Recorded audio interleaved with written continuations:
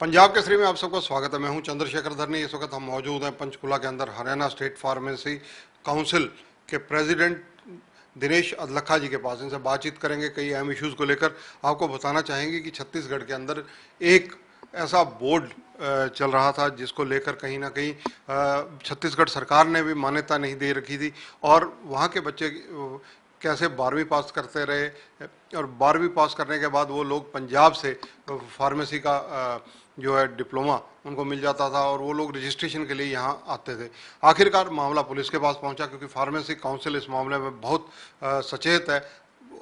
जैसे ही मामला अदलखा जी के नोटिस में आया, उन्होंने टोटल इस मामले में कैलकुलेट कराया मामला, सभी का एक जांच भी इस मामले में चल रही है। सब बातें करेंगे अदलखा जी से। अदलखा जी, आपका स्वागत है पंजाब केसरी में। बहुत बहुत धन्यवाद भाई साहब आपका। अदलखा जी, ये फार्मेसी काउंसिल में जो छत्तीसगढ़ वाला मामला अब सामने आया, और एक एफआईआर भी इस मामले में अब 14 सेक्टर पंचकुला पुलिस थाने में दर्ज हुई है, वो क्या घटना है और क्या मामला है? ऐसा है शेखर जी, ये हरियाणा राज्य फार्मेसी काउंसिल में पहले भी मध्य प्रदेश से मध्य भारत ग्वालियर के नाम से मार्कशीट जारी होती थी, जिसको सीबीआई ने जांच करी।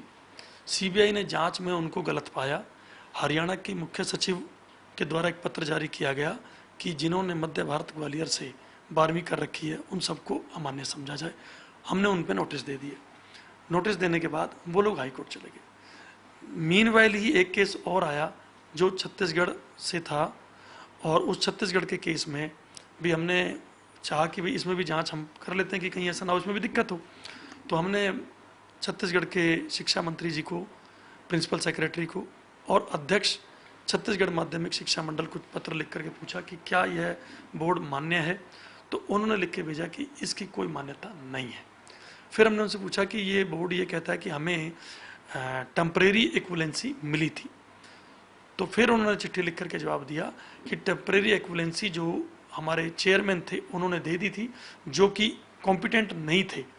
उसके बाद वो लोग, हमने जब कैंसिल करी तो छत्तीसगढ़ बोर्ड वाले हाई कोर्ट गए। हाई कोर्ट ने एक जांच करने के आदेश किए। जांच में ये पाया कि वो जो चेयरमैन था उसने जो इक्विवेलेंसी दी थी वो उसकी कॉम्पिटेंसी में नहीं थी, और उसको रद्द कर दिया। जब हमने रद्द किया तो वो छत्तीसगढ़ बोर्ड माननीय उच्च न्यायालय छत्तीसगढ़ में उन्होंने शरण ली। छत्तीसगढ़ उच्च न्यायालय ने कहा कि इसकी जांच करा करके इस पर स्पीकिंग ऑर्डर पास किए जाए।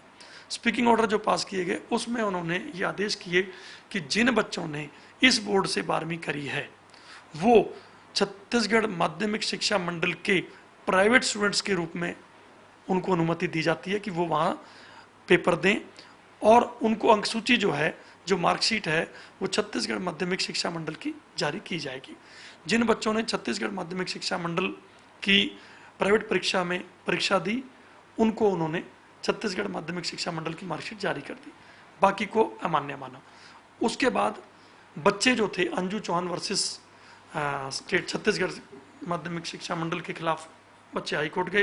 हाई कोर्ट ने भी ये कह दिया कि छत्तीसगढ़ माध्यमिक शिक्षा मंडल का जो फैसला है वो मान्य रहे, और उसके ऊपर यदि कोई और बच्चों के प्रति वो सहानुभूतिपूर्वक कोई निर्णय लेना चाहते हैं तो वो लें। जिसमें 2018 में फिर उन्होंने एक ऑर्डर पास कर दिया कि हमारे द्वारा जो फैसला लिया गया है वो अंतिम है और निर्णय माना जाए। उसके बाद हमने इन बच्चों को नोटिस देने शुरू कर दिए, जिसमें अभी सेक्टर 14 पुलिस जांच कर रही है। और एक मामला और बिहार का भी अभी हमने खोला है, उसमें भी बिहार स्टेट फार्मेसी काउंसिल ने लिख के भेज दिया कि वो मार्क्स, वो जो सर्टिफिकेट है वो उनके द्वारा जारी ही नहीं किया गया। तो अगर आपसे ये जानकारी चाहूँ कि आपने जब ज्वाइन किया तो उस वक्त तक कितने ऐसे सर्टिफिकेट या डिग्रियां या डिप्लोमे थे जो फर्जी यहाँ पर, जिनके माध्यम से बच्चे ये आपसे मान्यता ले चुके थे? लगभग माध्यमिक शिक्षा बोर्ड मध्य भारत ग्वालियर के जो बच्चे थे वो लगभग 160 के आसपास बच्चे थे, जिनका मुख्य सचिव हरियाणा द्वारा एक चिट्ठी जारी करी गई कि सीबीआई ने इनकी जांच कर ली है और इनको रद्द माना जाए। उनके हमने नोटिस दे दिया।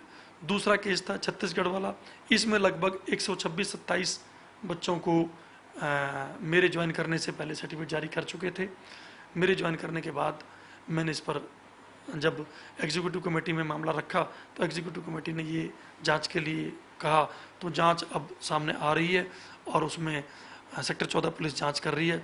जो जांच सामने आएगी वो है, तथा इसमें माननीय उच्च न्यायालय में भी अभी 4 अप्रैल को केस था, जो अब 6 मई को बहस के लिए लगा हुआ है। अगर अल्लखा जी, मैं ये जानकारी मुझे मिली है कि प्रभजोत सिंह जो एमडी एनएचएम के, उनको भी इस मामले में इससे संबंधित कोई जांच दी गई है, वो क्या है? हाँ, उसमें क्या है कि हरियाणा के स्वास्थ्य मंत्री श्री अनिल विज जी, जिनकी एक सोच है कि किसी भी कीमत पर किसी बच्चे को कोई दिक्कत ना हो, मैंने माननीय मंत्री जी को अवगत कराया कि जिन्होंने 12वीं हरियाणा से कर रखी है, फार्मेसी हरियाणा से कर रखी है, ऐसी हमारे पास 10,472 सीट्स पूरे हरियाणा के अलग अलग कॉलेजों के अंदर है। उनका हम सर्टिफिकेट 45 दिन में अप्लीकेशन के बाद अंदर अंदर जारी कर देते हैं। बाहर के जो बच्चे हैं उनके लिए हमें वेरिफिकेशन करानी पड़ती है, जिसके लिए टाइम लगता है, क्योंकि किसी ने 12वीं यूपी से कर रखी है, फार्मेसी उत्तराखंड से कर रखी है, किसी ने 12वीं मध्य प्रदेश से कर रखी है, फार्मेसी पंजाब से कर रखी है, उसमें समय लगता है। उस दौरान बच्चे क्या करते हैं, बच्चे माननीय मंत्री जी के सामने पेश होते हैं। मंत्री जी ने उसके लिए एक जांच कमेटी बनाई, जो doctor Prabhjot Singh ji IAS MD NHM के अंडर है, जो जांच चल रही है कि यदि हरियाणा राज्य फार्मेसी काउंसिल के अधिकारी उसमें दोषी पाए जाएंगे, तो उसमें हो सकता है कि धनेश अदलखा भी शामिल हो, तो वो भी सजा का भुगतेगा। दिनेश जी, मैं एक चीज़ और पूछनी चाहूँगा कि क्योंकि आप तो सारे मामले से जुड़े हुए हैं और आपने इस मामले पर पूरी एक तरह रिसर्च कर रखी है, आपको जानकारी है सारी। इस मामले में जो ट्रस्ट यानी जो बोर्ड वहाँ पर दर्ज हुआ, छत्तीसगढ़ में रजिस्टर्ड हुआ, या वहाँ पर जिन्होंने बच्चों के साथ दुकानदारी वाला काम किया, मैं इसे दुकानदारी इसलिए कह रहा हूँ क्योंकि वो शिक्षा संस्थान को सरकार की मान्यता आपके शब्दों के मुताबिक नहीं है। दूसरी बात ये कि वो हरियाणा से संबंधित है, ट्रस्ट भी रजिस्टर्ड हरियाणा में, और बच्चे भी अधिकांश हरियाणा से हैं, और घर बैठे ही परीक्षाएं होने का मामला खुलासा सामने आया।